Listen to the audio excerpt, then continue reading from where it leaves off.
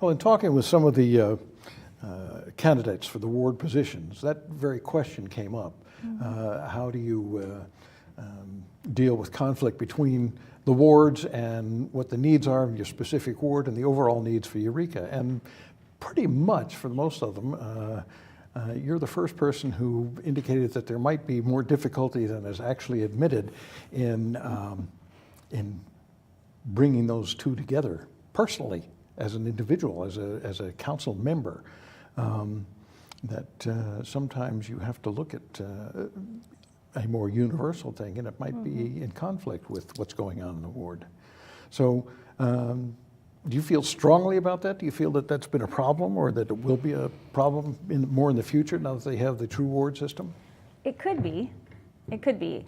I think one of the advantages of the ward system is there's a specific focus of the area that you live in, and it's easier for people to access that one person. So it's like a representative for your area. And that's especially helpful when the city's divided into very clear distinctions. For instance, if there's different economic status throughout the city, or there might be different groups that are represented throughout the city based on where they live.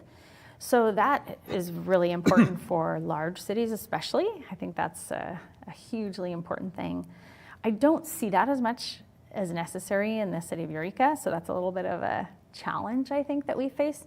What happens in the true ward system, often the negative thing about it that's been stated over and over again, if you do any reading and any study on it, which I did a lot actually prior to that vote, is the challenge is it becomes very separated and divided. So this part of the city, we're all fighting for our own piece of the pie, so to speak, and not working together as much.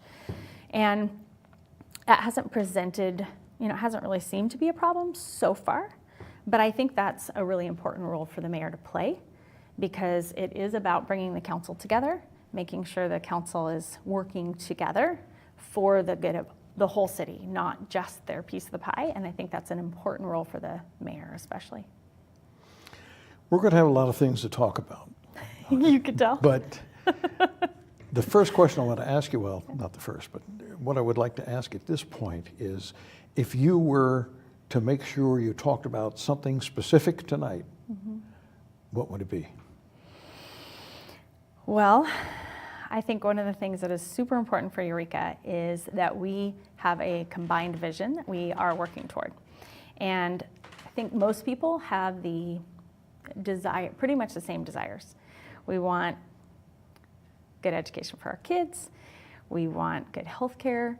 We want a good economic development in our area. We want a safe community. These are some of the main things that most people want, and that's true around the whole world. So I've spent a lot of time doing this around the world, and it's pretty much the same things that people want.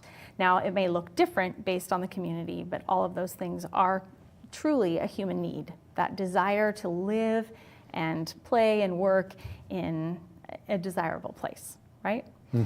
So for me, I feel like that's something that like I said before, tend to be a visionary, and I think I can project a vision that we can all work together toward that include all those things. And it's something that I like to get people to work together, even people who tend to disagree, because generally speaking, we have a lot in common. We don't have as much that we don't agree on.